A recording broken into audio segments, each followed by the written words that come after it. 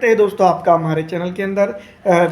जैसा कि आप जानती हैं कि महाराष्ट्र के अंदर चुनाव हो चुके हैं और एक एक विधानसभा क्षेत्र के ऊपर जिस तरह से मैं बता दूं कि कौन जीत रहा है या कौन हार रहा है, इसकी जो सीमाकरण अब लगभग तय होते हुए नज़र आ रहे हैं। इसी जिम्मत में हम बात करेंगे मीरज विधानसभा क्षेत्र के बारे में। तो मीरज विधानसभा क्षेत्र के ऊपर अगर हम बात करें तो महेश कामले ऑल इंडिया मजलिस-ए-इत्तेहादुल मुस्लिमीन के प्रत्याशी थे, जिनकी दोस्तों अगर बात की जाए तो इस बार सीधी टक्कर जो तो महायुति, महा विकास अघाड़ी और कई अन्य प्रत्याशियों के साथ देखने को मिली है। पिछड़ा, दलित, आरक्षित और अन्य समाज की अगर हम बात करें तो यहाँ पर मीरज के अंदर महेश कामले के साथ जुड़ता हुआ तो ज़रूर नज़र आ रहा है, लेकिन उस दिशा और दशा में नहीं जिस तरह से जो तो जुड़ना चाहिए था। और कहीं ना कहीं ये बात हम ज़रूर कह सकते हैं, जिस तरह के परसेंटेज या फिर जिस तरह से टक्केवारी देखने को मिल रही है उन तमाम तर चीज़ों के साथ जो तो मीरज के अंदर महेश कामले की अगर बात करें तो कहीं ना कहीं ये बात हम ज़रूर कर समझ सकते हैं कि इस बार विधानसभा चुनाव के अंदर जो तो ऑल इंडिया मजलिस-ए-इत्तेहादुल मुस्लिमीन यहाँ पर एक बेहतरीन टक्कर देते हुए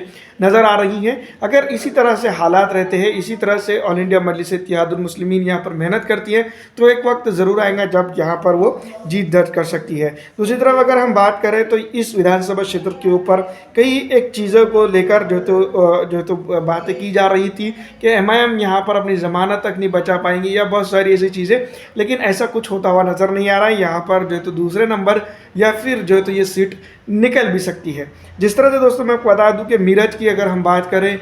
यहाँ पर जो तो महेश कामले जिस शुरुआत से ही जनता के बीच में थे और जनता के काम करते हुए नज़र आ रहे थे, ये भी दोस्तों अगर बात की जाए तो इस विधानसभा क्षेत्र के ऊपर जिस तरह से कांटे की टक्कर